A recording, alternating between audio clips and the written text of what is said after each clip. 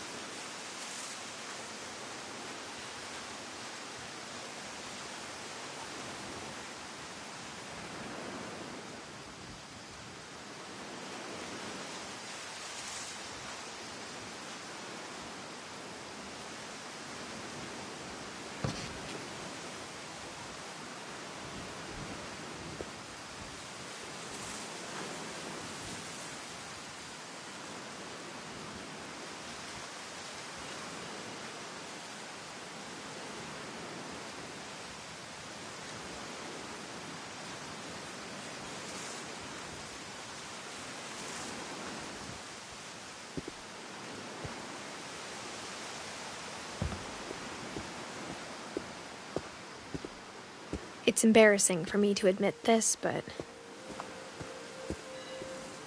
the pet cemetery made me more uncomfortable than the human one. 3 of the gerbils were mine, and 2 had been my fault.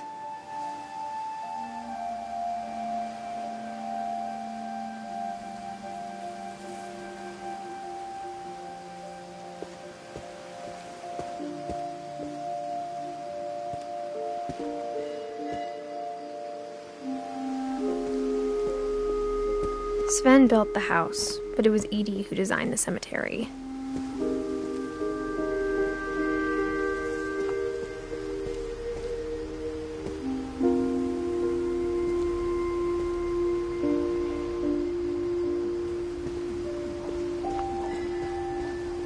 I'm sure Odin's monument had been Edie's idea.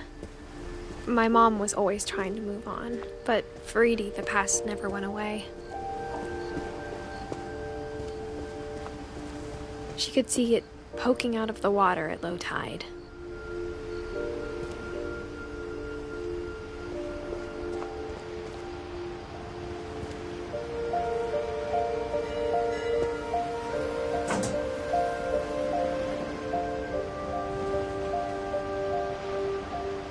Edie said she dreamed about the old house every night.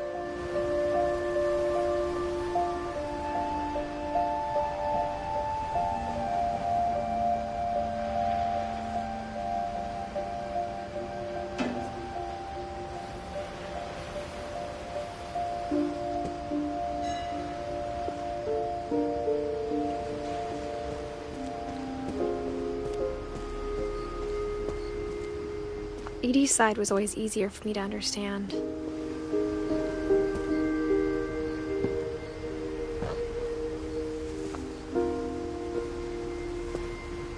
But the older I get, the more I can see where my mom was coming from.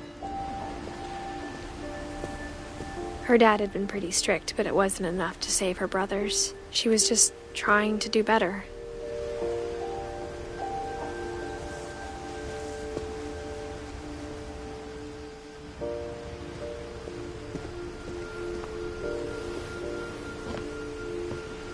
She lost 2 of her brothers, just like I did. I get why she tried so hard to protect us.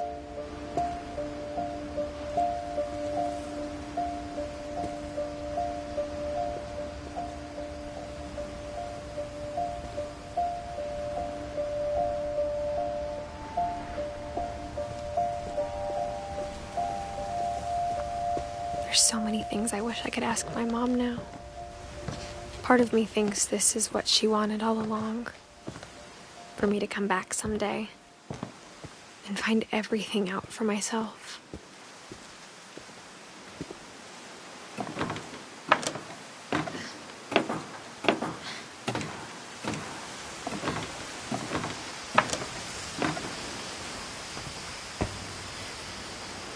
But looking back on it now,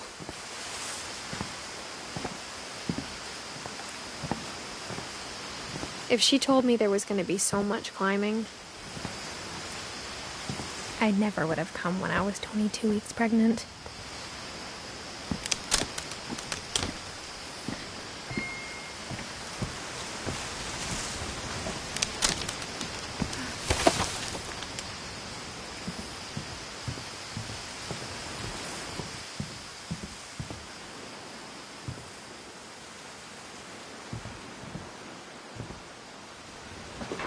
I never met Grandpa Sam, but I think he and my mom had a lot in common.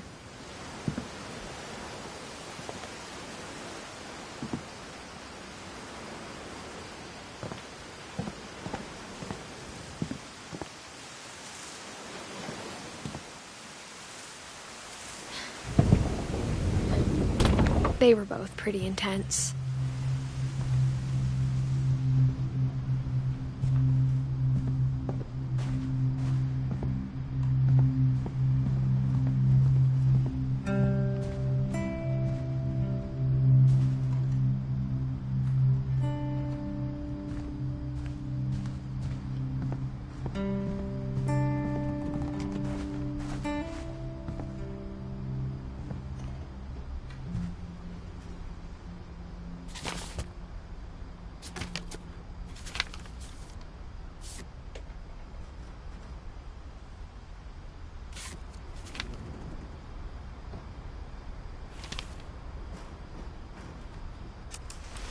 Dawn, I promise, you'll never forget this weekend. Yes, sir. These memories are gonna last a lifetime. Am I gonna have to shoot anything? It's a hunting trip, Dawn. Shooting is strongly encouraged.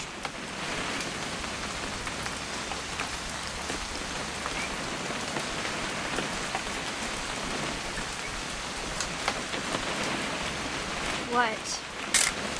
Perfect. It's gonna rain the whole weekend, isn't it? You'll never forget this weekend, Dad. That's the spirit. Okay, got it.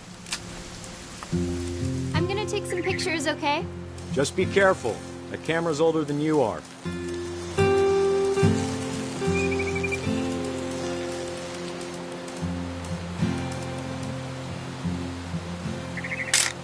You're right, Dad. It's starting to clear up. Still freezing, though.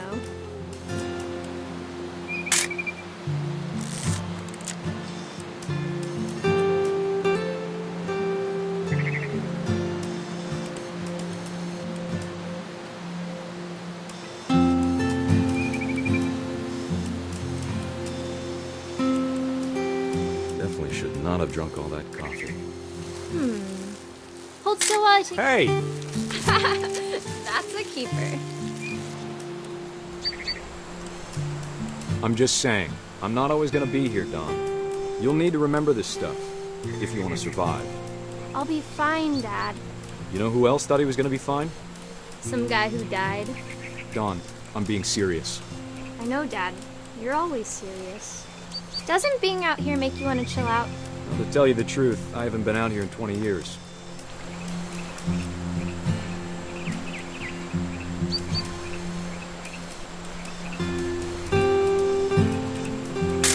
Last time I was... Dawn, don't you think you could find something more interesting to photograph?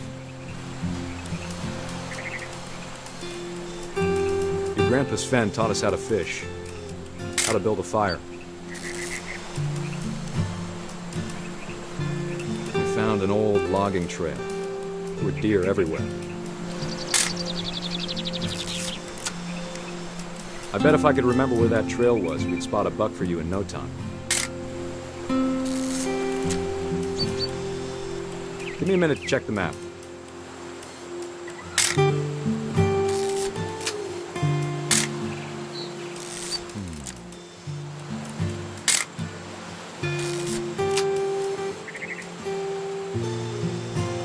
Let's see. Dad! Good eyes, Dawn. Before you take the shot, let me get a picture of you.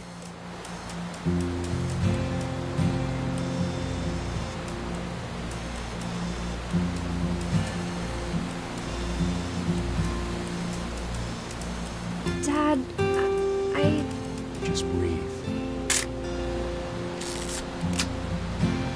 Let me get behind you. Do I have to do this? Dawn, you don't have to do anything. But if you want to survive, you'll need to... Great shot, Dawn!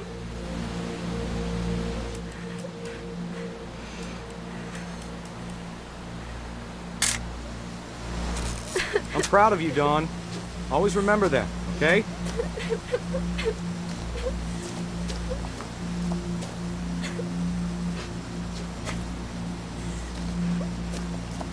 Sorry, Dawn. Just gotta reset the timer.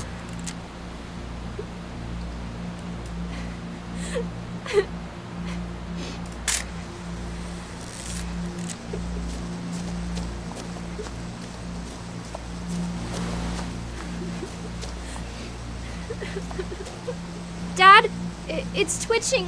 I think That's it's totally normal, Dawn. Just focus on the camera. Try not to think about... Dad!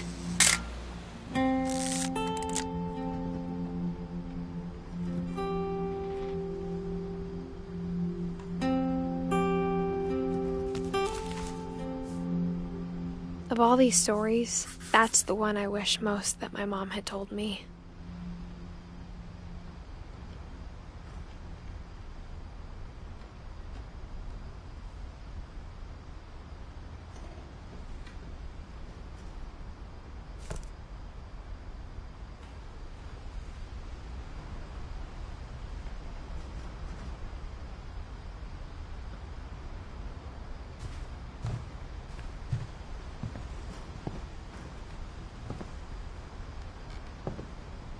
Instead of hiding from death, Sam seemed to go out of his way to meet it.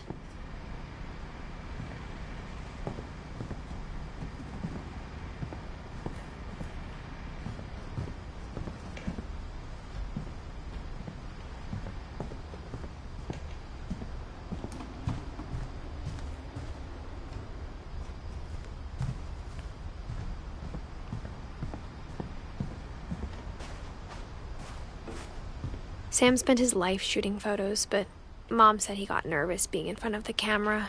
I guess we're all afraid of something.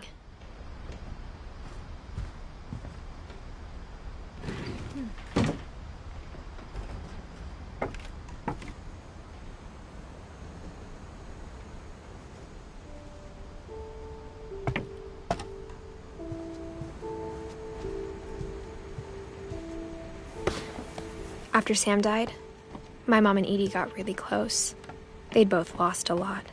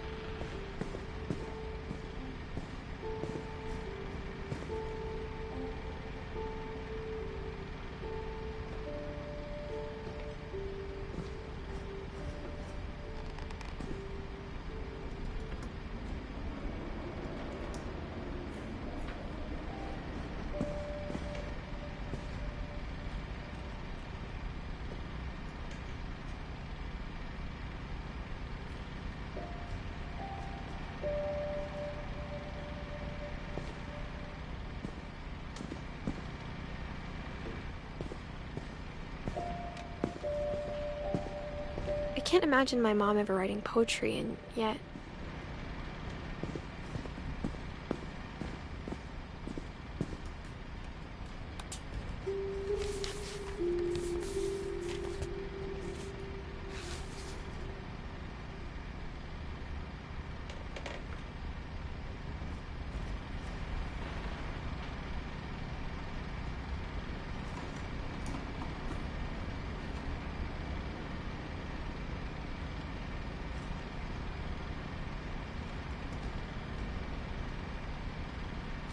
Dear Kay, do you remember the way Gregory used to laugh when he thought he was alone? Like something funny was happening, but only he could see it.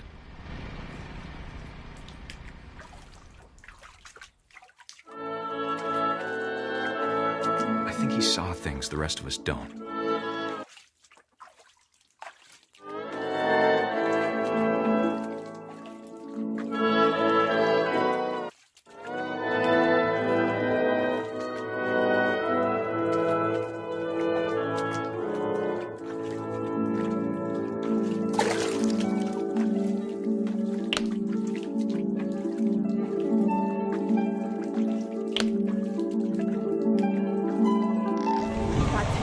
Gregory, it's time to... Hold on, sweetie. Hello? Sam, I told you I don't want to talk right now. I wonder what he saw. What his world was like.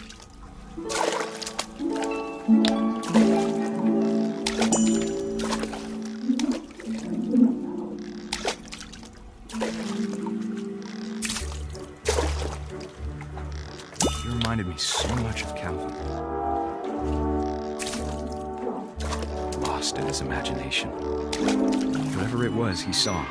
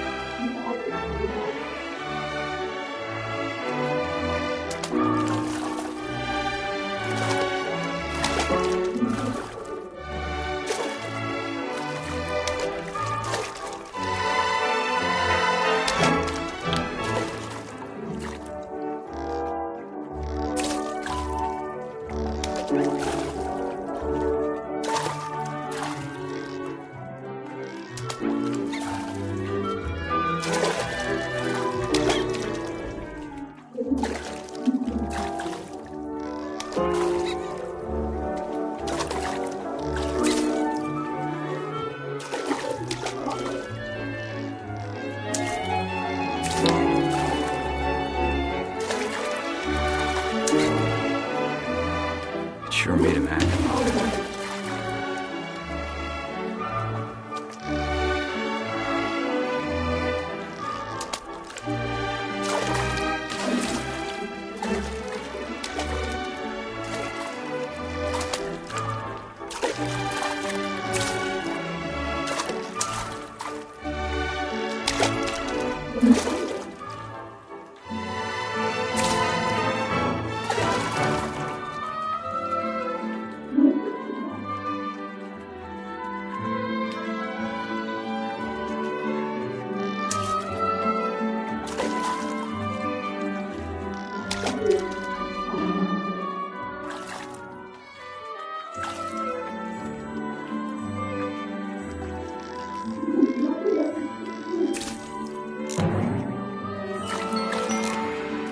Silly it sounds.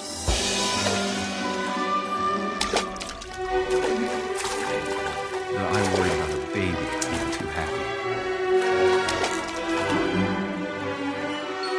But I could feel her slipping away. Sorry about that, Gregory. I know you did everything you could. Maybe if I hadn't called that night.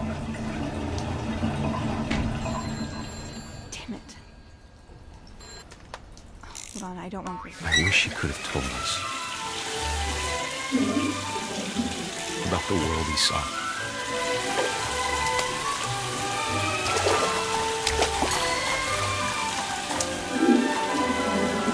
There's so much I don't understand about Gregory, about everything.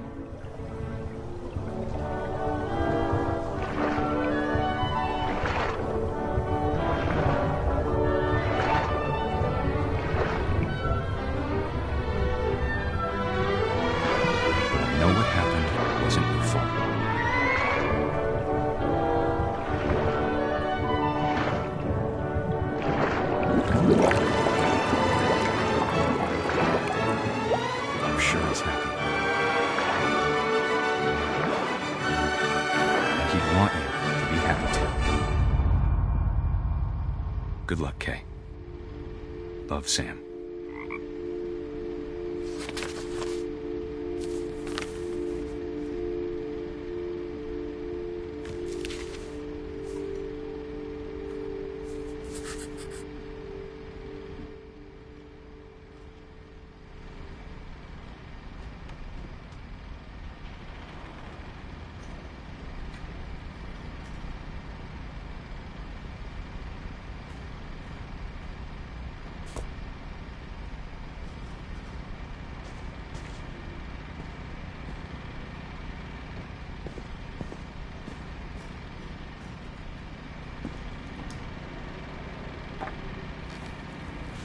poem for Gus, who always said the wedding was a bad idea.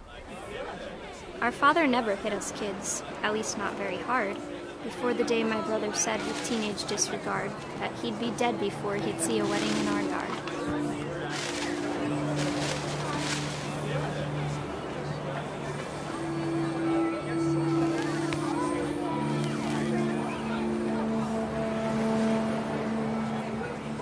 My father made him come, of course, but Gus stood far apart, just flew his kite and bottled up the storm inside his heart.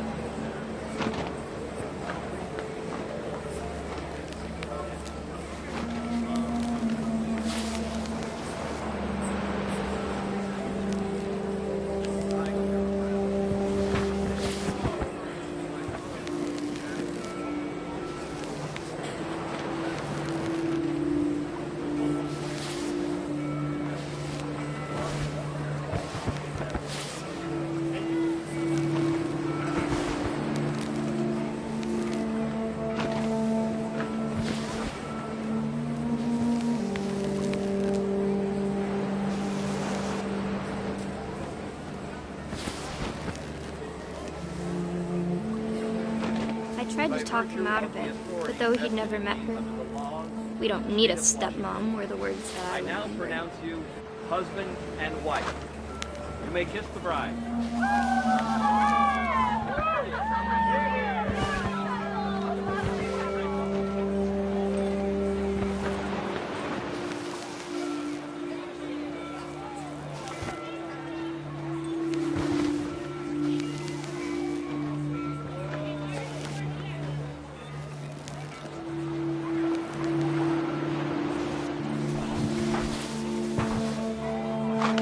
When the time for photos came, Dad ordered him to come here.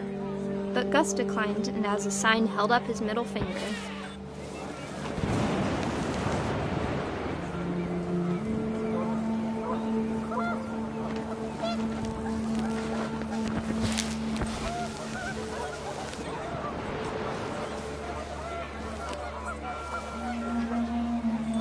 The wind picked up, and panicked geese appeared and quickly went.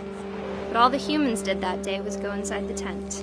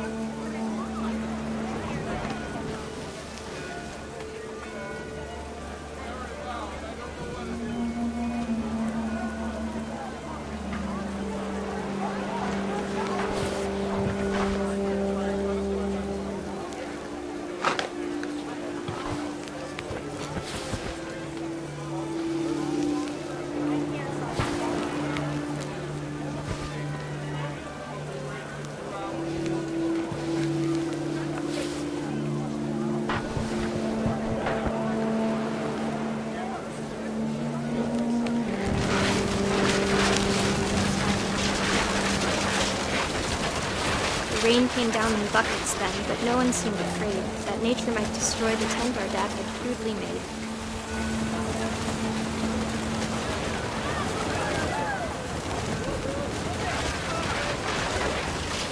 thunder sounded much too close and full of angry power. But all my father said to this was, "Make the music louder."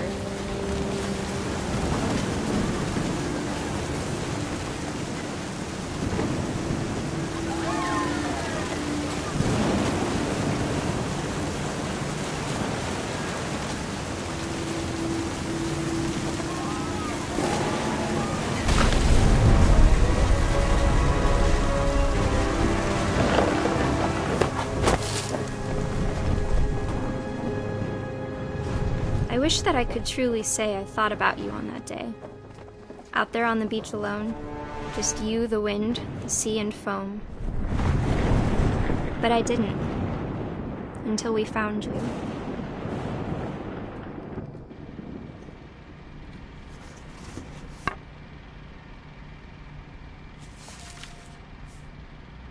She never talked about him, but Mom told me once if I was a boy, they were going to name me Gus.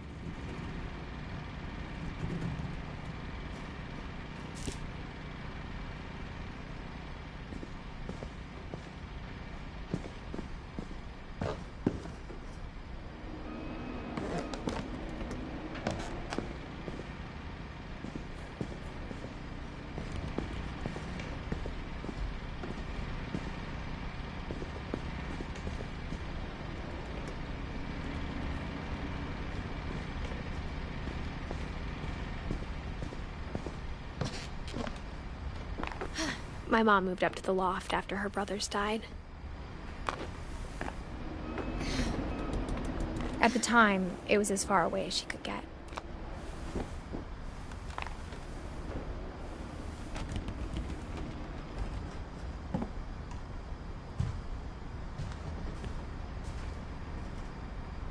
She spent a summer building houses in Calcutta, where she met my dad, Sanjay.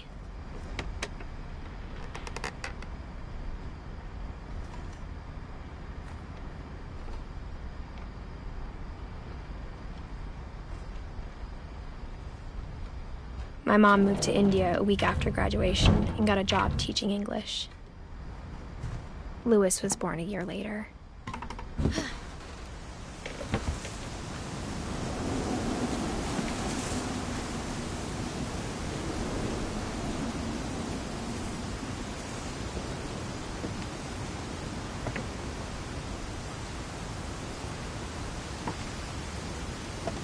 When my dad died, I don't think Mom knew where else to go. I'm sure Edie was happy to have her back. And to see kids in the house again.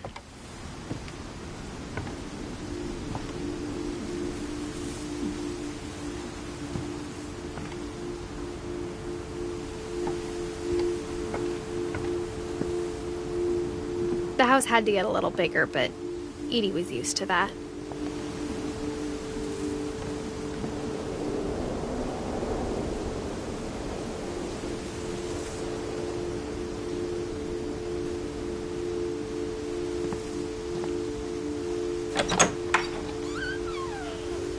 And for a while, things were good. Almost normal.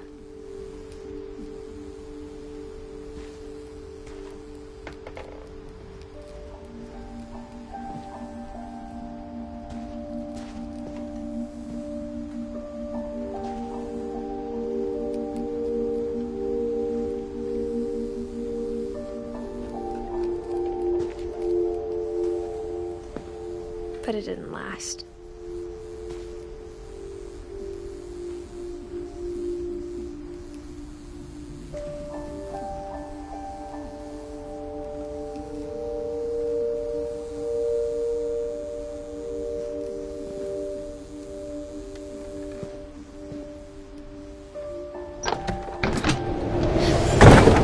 The beginning of the end was Milton's 10th birthday, when Edie gave him a castle.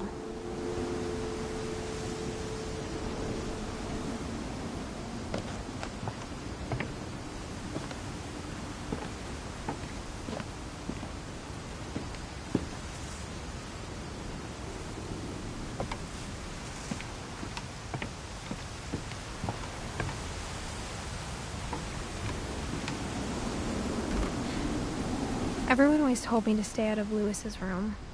Except Lewis.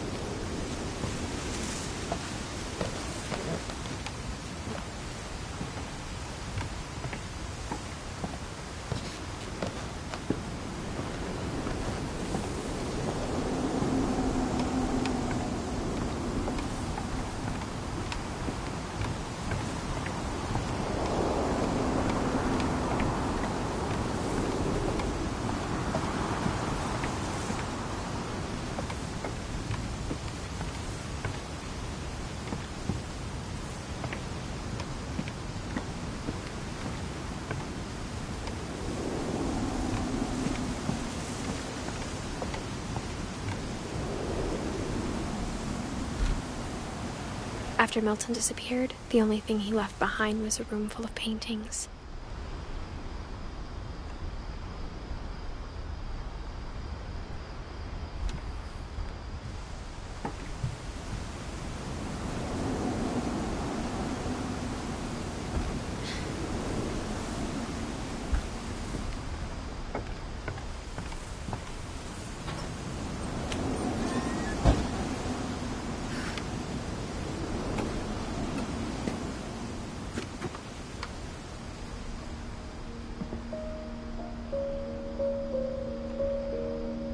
I think Edie was happy to finally have another painter in the family.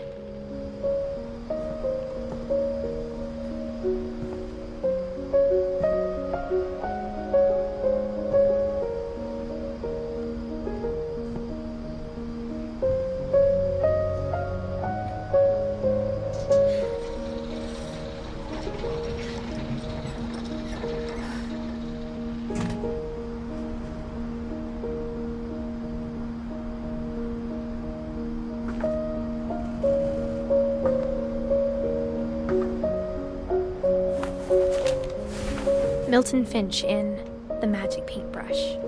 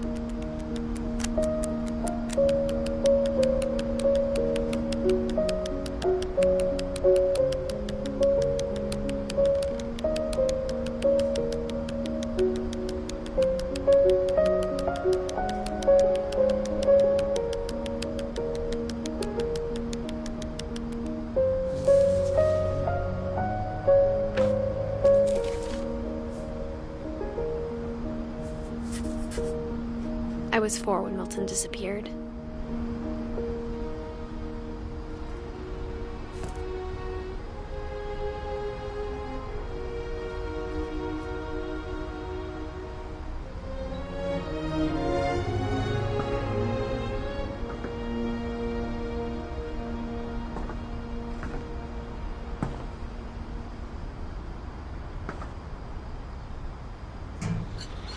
Mom spent months searching for my brother. Then she sealed the doors.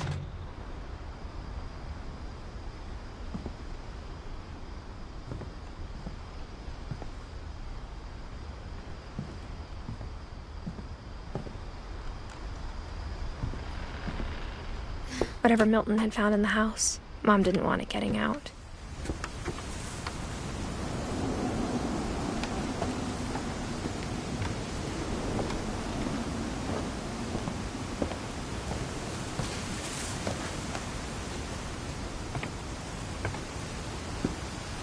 Mom definitely blamed Edie, but I think Louis blamed himself. After he graduated, he just spent more and more time in his room. Until Mom got him a job at the cannery.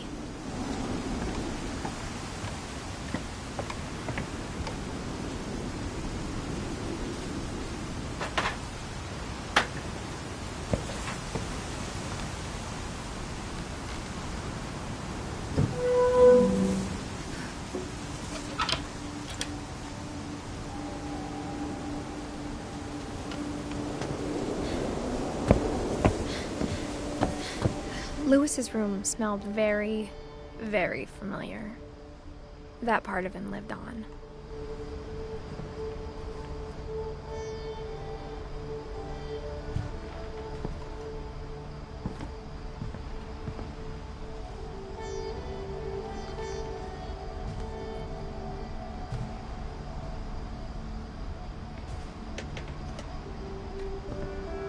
Louis and I spent a lot of time playing games together, but he was surprisingly bad at them. He died a lot.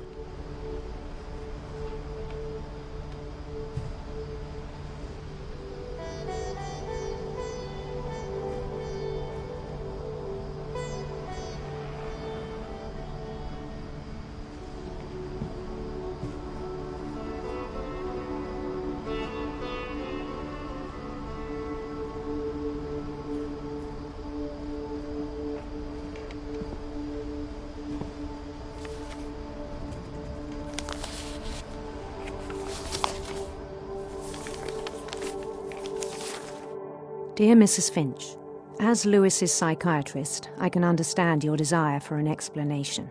As I see it, the trouble began in January, shortly after we convinced your son to seek treatment for substance abuse. Newly sober, I believe Lewis first noticed the monotony of his daily life.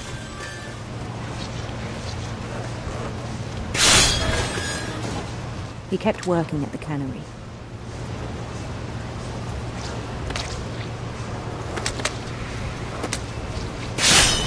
But he withdrew part of himself.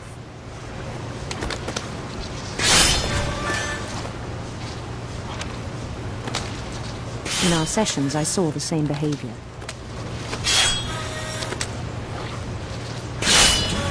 His mind began to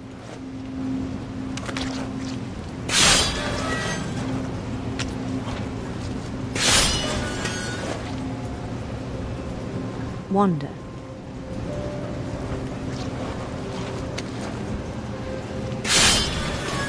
I asked him to describe it.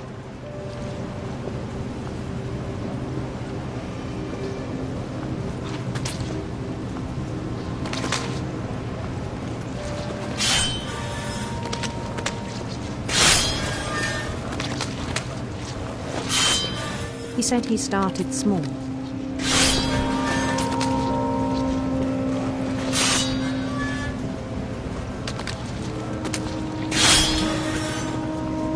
Imagining a labyrinth.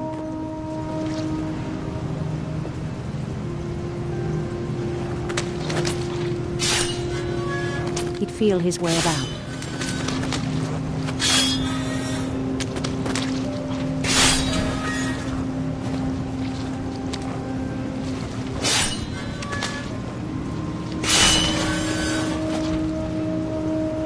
Then something moved. Bats.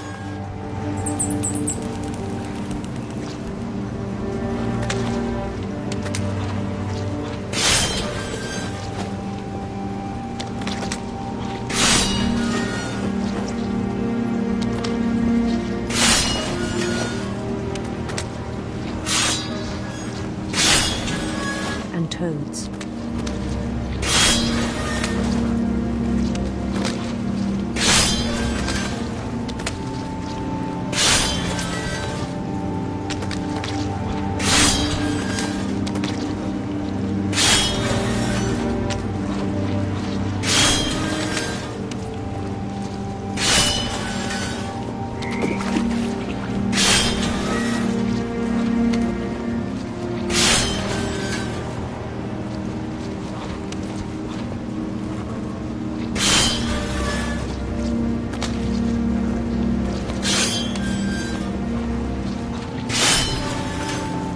And things that have not names.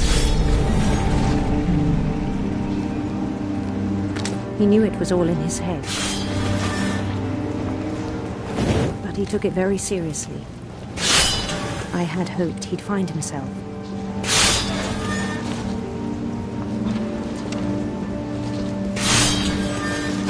But he found something more. I worried about him then. Daydreaming at the cannery. I spoke with his boss. But he said Lewis had become a model employee. Methodical, tireless, focused.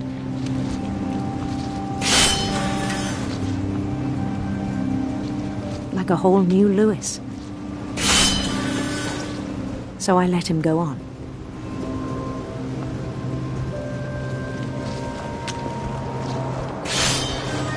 I even encouraged him. It seemed very promising at first. He told me he'd made a new friend.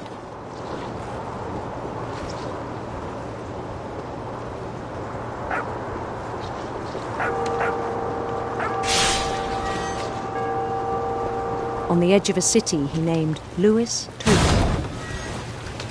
He built the city up slowly, brick by brick. Then he made musicians.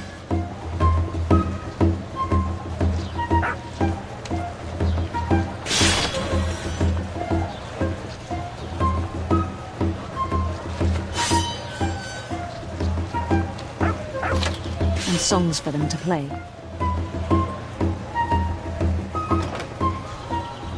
He talked about starting a band. And he was always humming something. Every day his imagination grew stronger.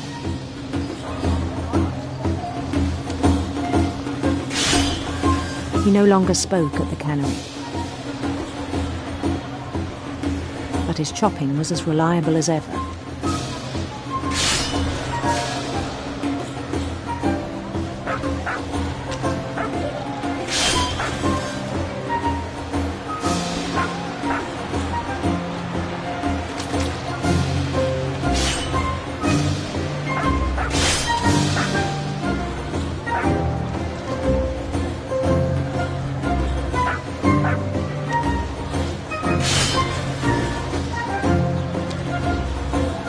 Then one day it struck him that all the cheering crowds, even the stones under his feet, were all in his imagination, so he could do whatever he wished.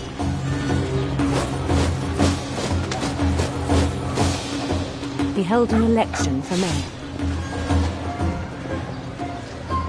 and he won. They begged him to stay, but his mind was already wandering. It became a game for him.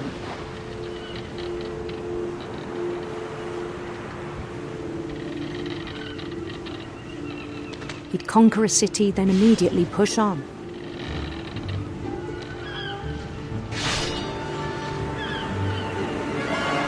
New Louisville.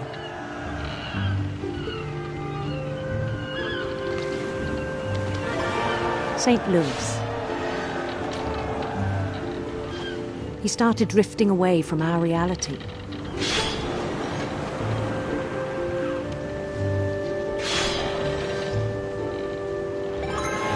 Minneapolis, until one day he forgot to go home from the cannery. Even as his mother pleaded with him, part of Louis kept sailing on.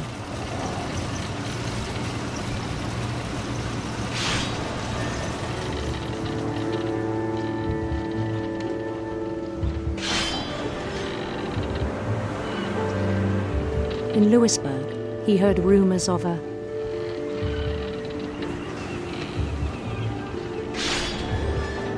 handsome queen.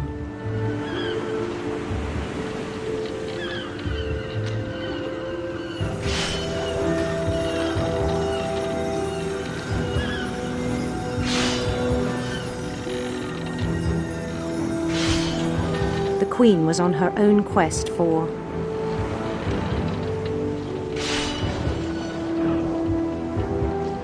radiant rainbows.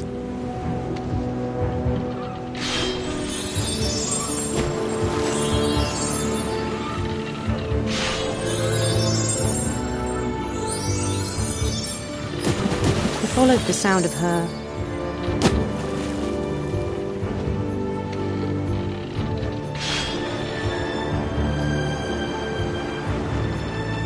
silver harp.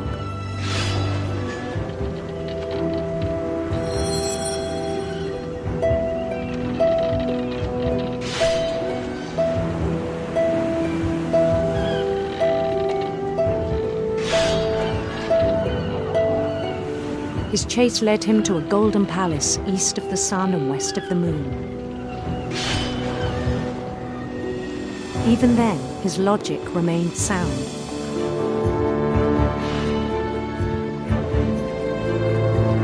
He knew the world was all in his imagination.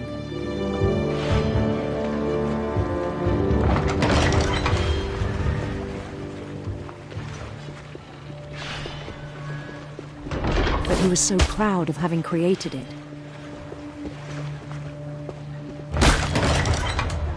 In his own eyes, he'd become something greater than a king.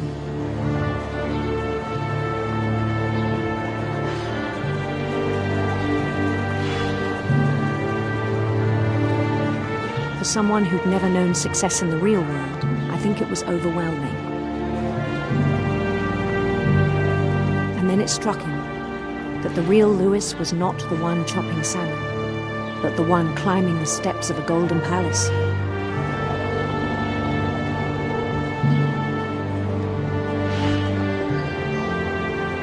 My imagination is as real as my body, he told me. It was hard to argue with him.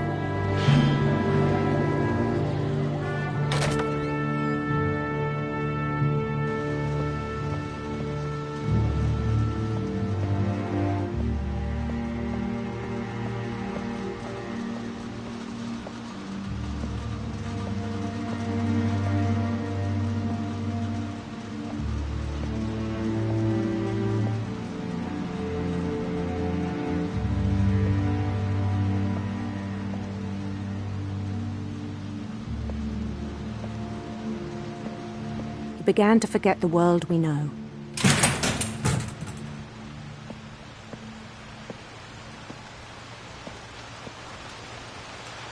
I think it pained him to remember Louis, the cannery worker.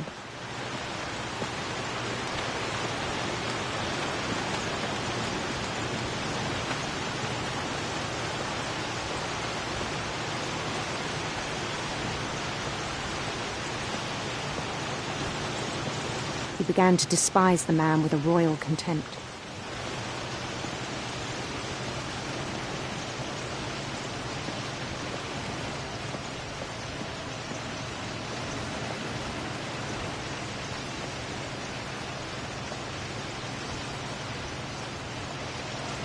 I still thought I could save him. Even after he said he was being crowned king over all the lands of wonder.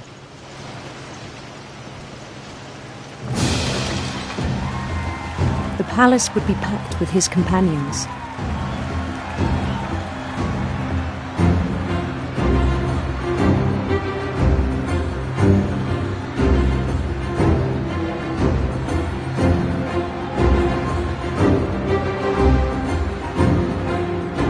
Including the wise Calico who'd insisted on advising him.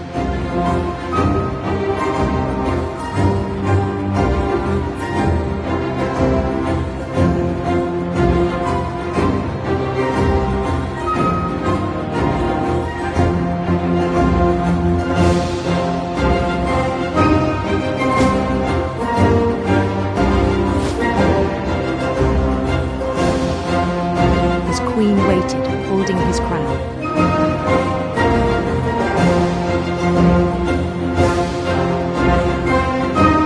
There was only one thing left to do.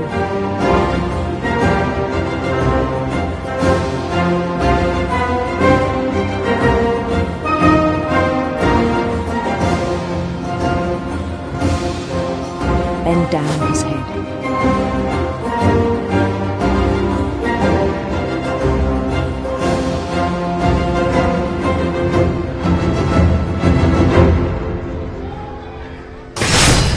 The rest I think you know.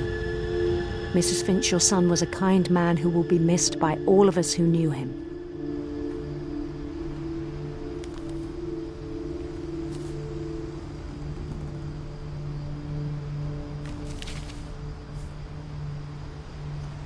My brother was really cool. I wish you could have met him.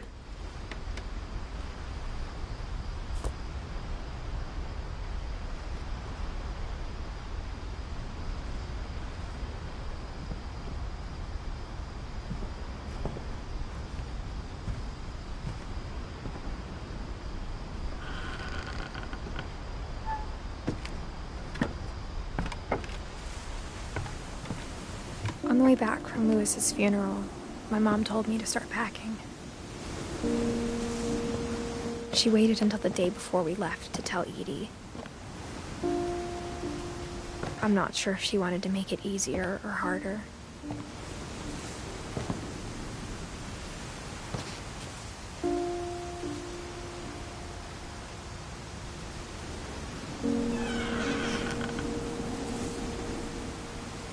I wish we'd stayed.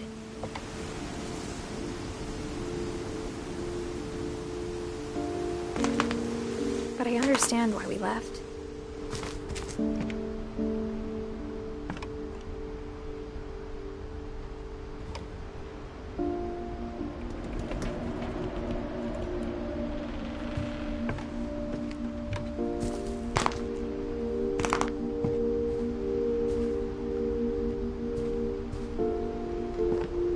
My mom ended up leaving everything behind.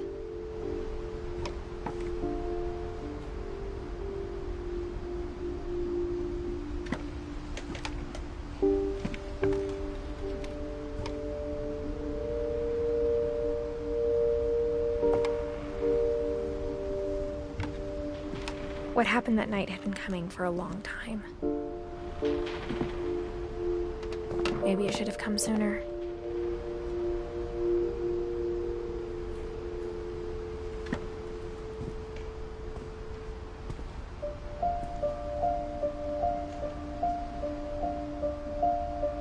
But it had to end one way or another. All that's left now is to tell you about that last night.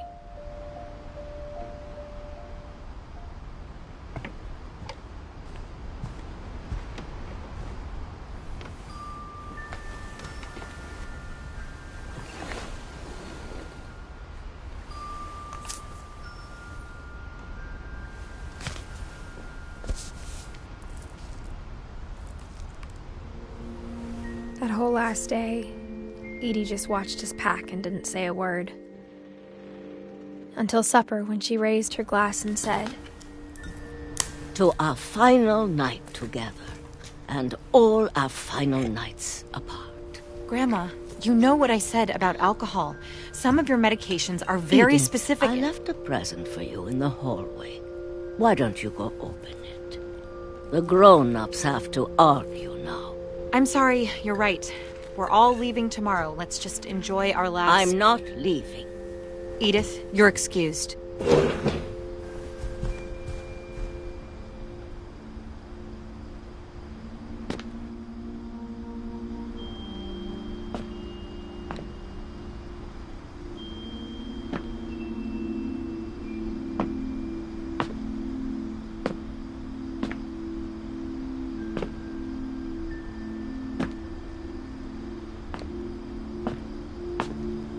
The power had been shut off that morning, but Edie always had plenty of candles. When my mom sealed the library, I don't think she knew about the other entrance.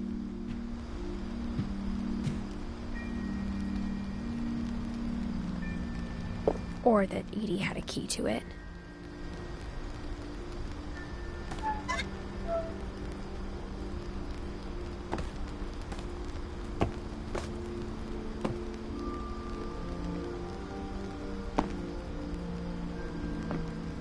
That thing you're afraid of isn't going to end when you leave the house.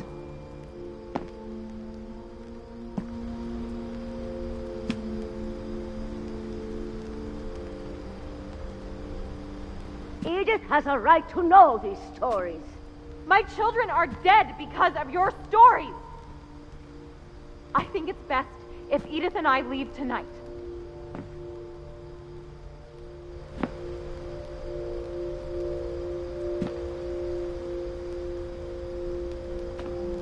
We'll have the nursing home send a van for you in the morning, okay?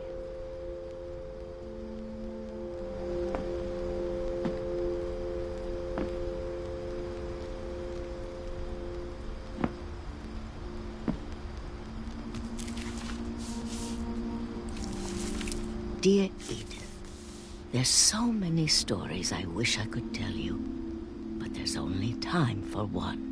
This is about what happened on the night you were born. That night, the tide went way, way out.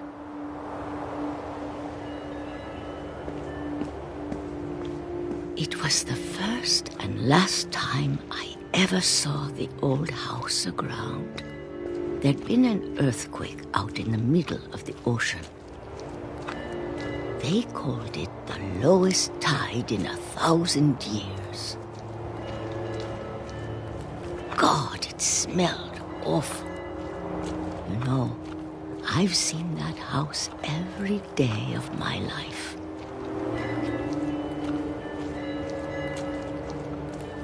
But I never thought I'd go back to it. When the fog rolled in, I lost my way.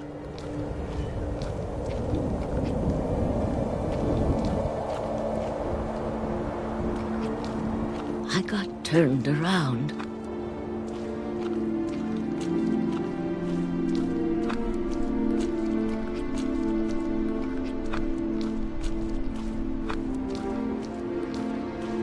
For a while, I wandered.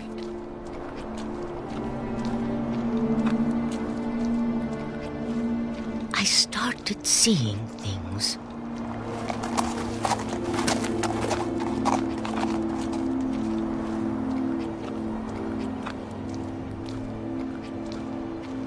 Things I'd forgotten had ever existed.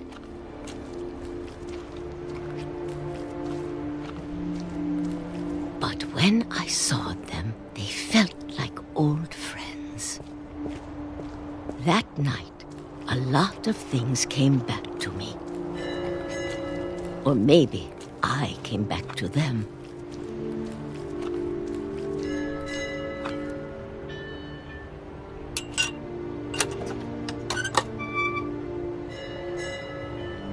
Things I can't explain, but that I need you to try and... Edith, what are you doing in here? It's mine! Edith! Mom, you're gonna rip it! Let go! I kicked and screamed, but Mom dragged me to the car. I never saw Great-Grandma Edie again. The next morning, the van came to pick her up, but she was already gone. After that, we moved around a lot.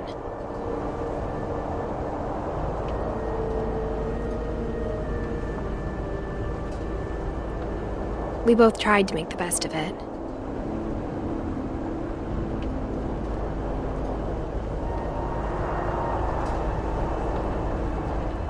A few years went by.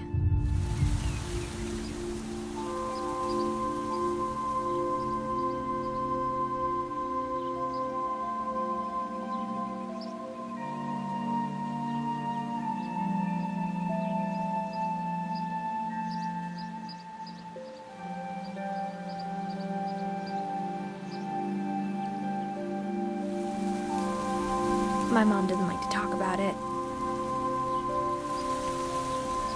But she started getting sick a lot. The rest happened pretty quickly.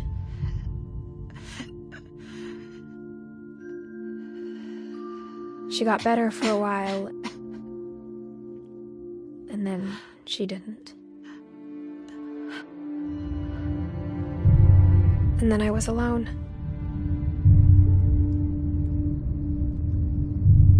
The last Finch left alive.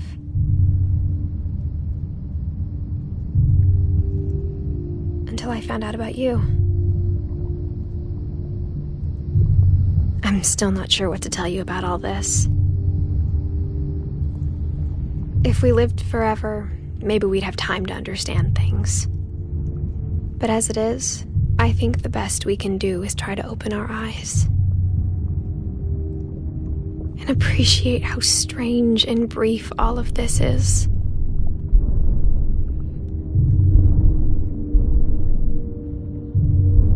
This journal was supposed to be for you. But now I hope you'll never see it. I just want to meet you and tell you all these stories myself. But I guess if you're reading this now, things didn't work out that way.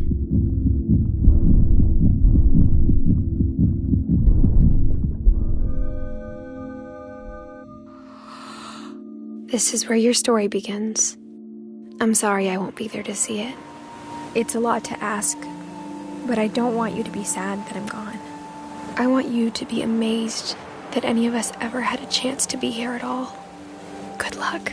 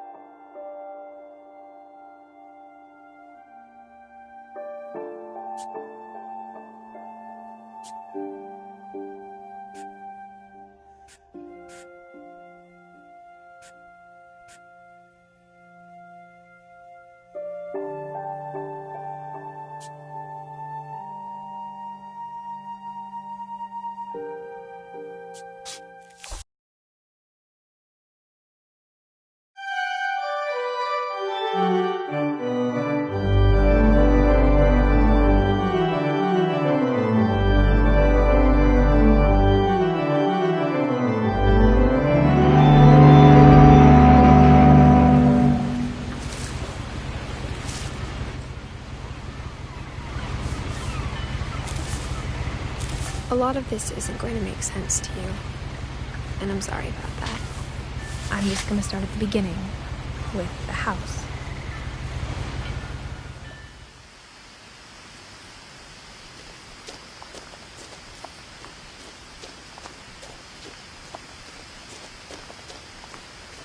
I lived here until I was 11, but I wasn't allowed inside half the rooms.